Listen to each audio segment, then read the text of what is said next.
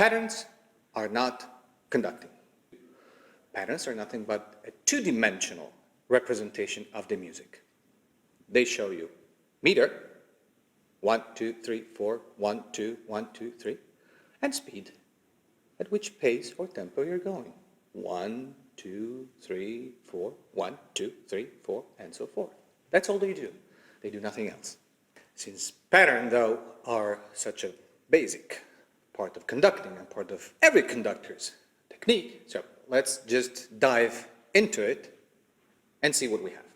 The first one, the most basic one, is a 2-beat pattern. 1 stroke down, 1 stroke up. 1 stroke down, slightly to the right, 1 stroke up. 1, 2, 1, 2. What you need to keep in check is, of course, the grip of the baton, and always your imaginary line, so that you can click, click, click, click on 1 and on 2. So your arrival point, your starting point are the same for both beats. With the baton being the focal point of attention, the left hand is often neglected or underused. Yeah, sure. Conducting students are often taught that the primary attention should be on the right hand because that's the one that's beating time. And the left hand should be left for expression. This type of approach doesn't really offer a practical solution to what to do with the left hand. We can use the left hand for cueing players or sections. We can use the left hand to highlight, enhance a solo part. We can use the left hand for dynamics like crescendo and diminuendo, for instance. Or we can use the left hand for a particular change of atmosphere, color, energy, or anything else in the score.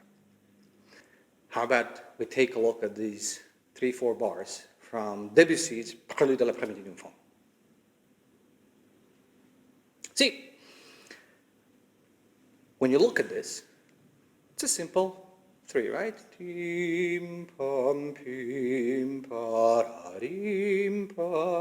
However, what happens on the 3rd bar of the excerpt?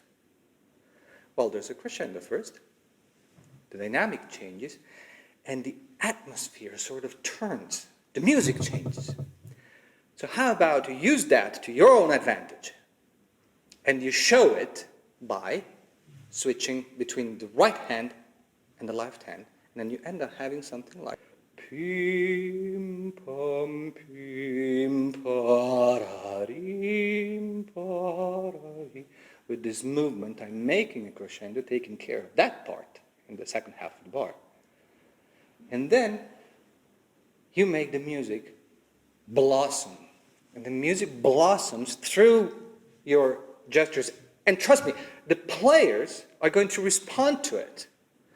And the sound is going to change. And the music is going to be much more alive than if you just did a straight 3 patterns and just left it to them to do the music for you. Show them, guide them, use the music to your own advantage.